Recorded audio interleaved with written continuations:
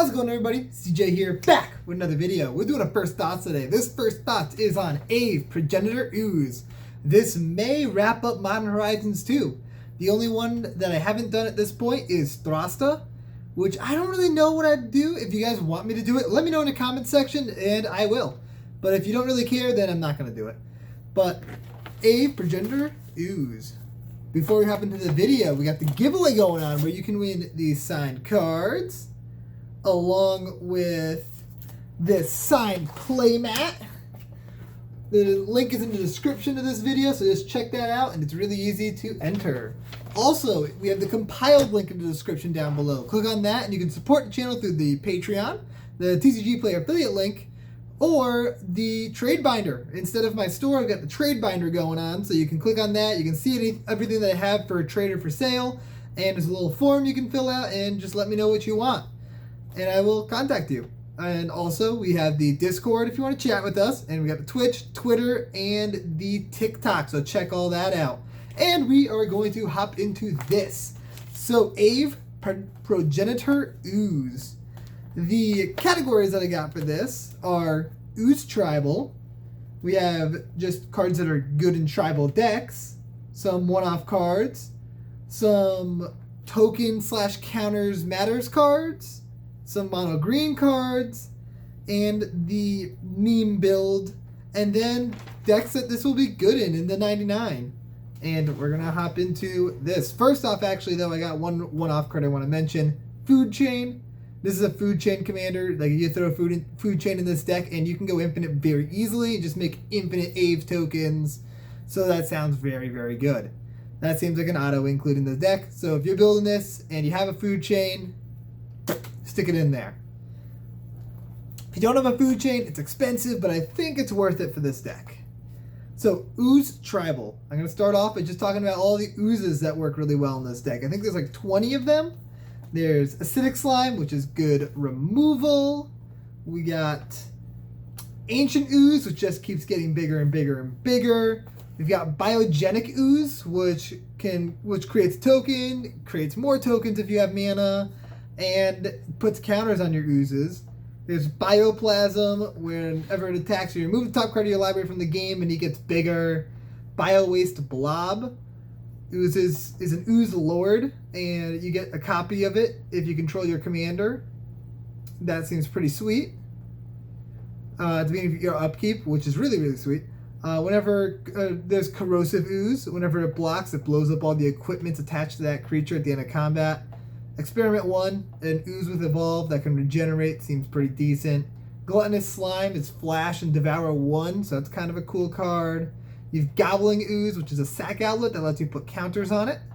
Inexorable Ooze, if you have Delirium, whenever it attacks, if there are 4 more card types among cards in your graveyard, put a 3/3 Ooze onto the battlefield tapped and attacking. That seems fun. There's Manaplasm. Whenever you cast in Spell, Manaplasm gets +X until end of turn, where X is that spell's CMC. That's a sweet card. That seems pretty good with the kind of stormy aspect of this deck. There's Mitotic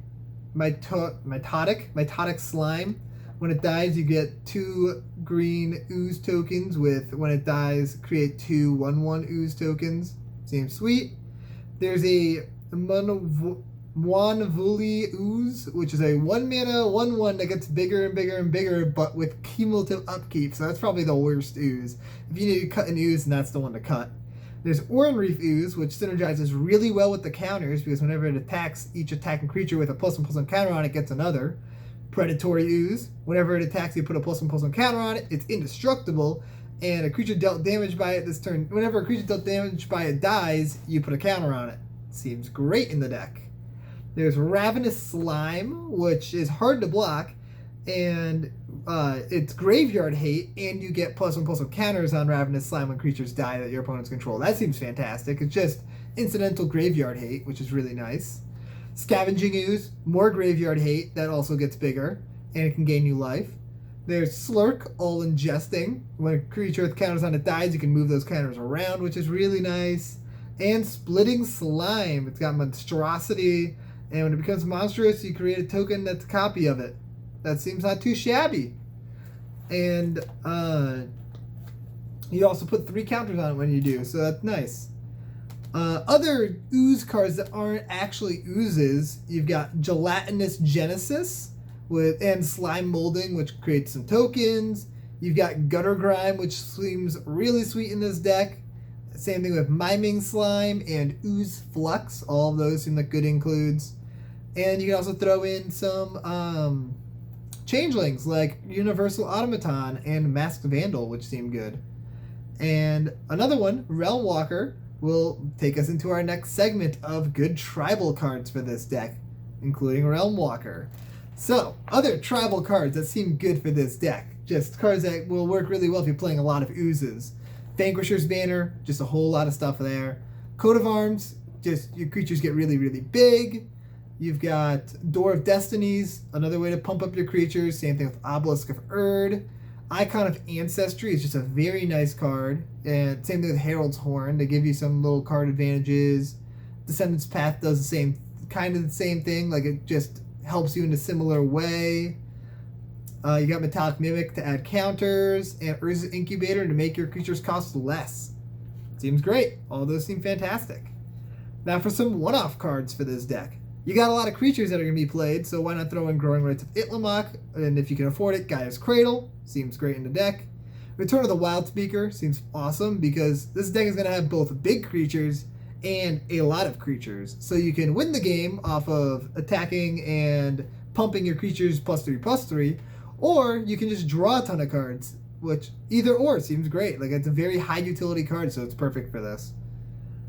Teamer Sabretooth seems like a powerful card in this deck because it lets you bounce Aeve back to your hand so you can recast it and get more Aeve tokens, which seems pretty powerful.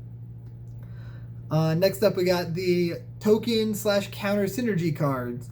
The reason why I lumped these together is because Doubling Season is the headliner. Double your tokens, double your counters, seems awesome. You got both those going in this deck, so why not?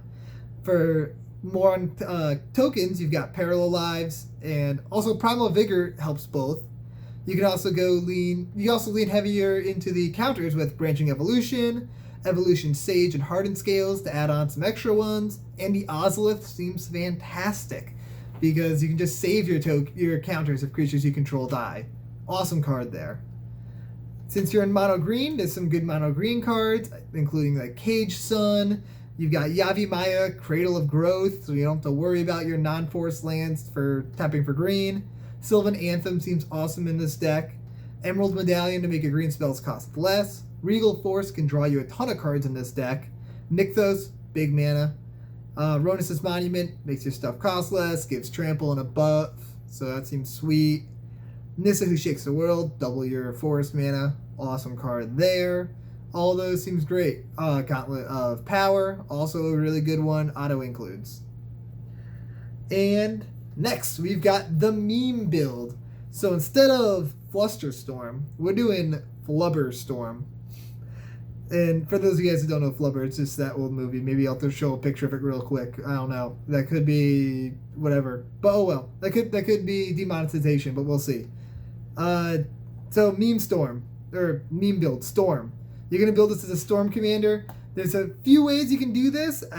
The first way is cards like, you need Concordant Crossroads and Crashing Drawbridge so you can actually win the game with Aeve. So you make all these tokens and then they have haste so they can attack. Otherwise, you're waiting a turn. You're probably going to end up getting board wiped or something. But cards that can help you mana-wise, like that can net you mana when you're using them, so that way you can kind of ritual in a way. You have Early Harvest, Carpet of Flowers, Crop Rotation, and Summer Bloom. All of those can help net you mana. And some extra card draw stuff. You have cards like Explore, Sylvan Library, and Harmonize. You can throw a lot of cards similar to those into the deck, so you can kind of try and storm off that way. But that seems pretty difficult. I think the easier way to storm is actually going to be to build this with a lot of elves, because you can kind of storm pretty easily with elves. Also, important storm cards would be cards that are free to cast, like Force of Vigor, Noxus Revival, and Summoner's Pact. Those seem great in the deck. But for the elf storm, you can be able to cast a lot of elves. You need to be able to draw cards every time you cast a creature, so stuff like Glimpse of Nature, Primordial Sage, Beast Whisperer, Soul of the Harvest, Guardian Project, all those seem like auto includes for this. So that way when you're casting your elves, you get to draw cards, reload, and Concordant Crossroads is a really good one for this. That way your elves can tap for mana, because a lot of elves are mana dorks. Similar mana dorks that seem very powerful in this type of a build are Priest of Titania, Elvish Archdruid, and Karametra's Acolyte, because those will tap for a lot of mana. You can use cards like Kyrian Ranger and Scrib Ranger to untap one of your elves, like untap your Priest of Titania, so that way you can tap it for mana again and add a lot more mana. Also, you can bounce a forest to your hand and replay it and tap it, so that works pretty well, especially if you have Yavimaya in play. Then you can bounce Cradle to your hand and replay that and tap that for a ton of mana. Wirewood Lodge is another way to untap your elves, which seems like a very important include. You've got Wirewood Symbiote, which will be powerful in the deck. You can return an elf to your hand to untap a creature.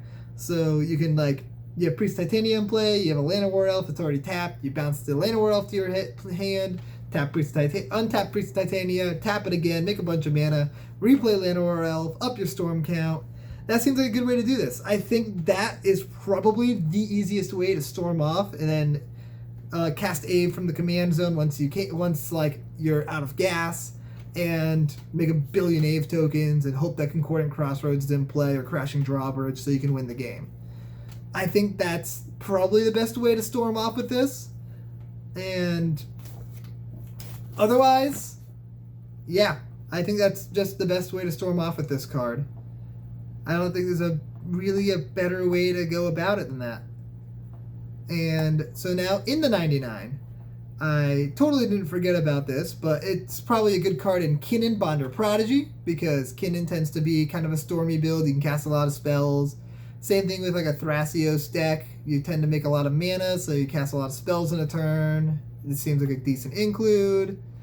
It would be good inside of a Riku Spellslinger deck. Stuff like that. It can kind of just go into a deck as a Storm card, as a win con using Storm. But it's got to be a deck that has a lot of green in it, because it's triple green. So there's, I think, slim decks that this actually fits in the 99. I think this is a better commander than it is in the 99. But that is what I have for Aeve Progenitor Ooze. I hope you guys enjoyed this video, and I will see you next time. Peace out, everybody.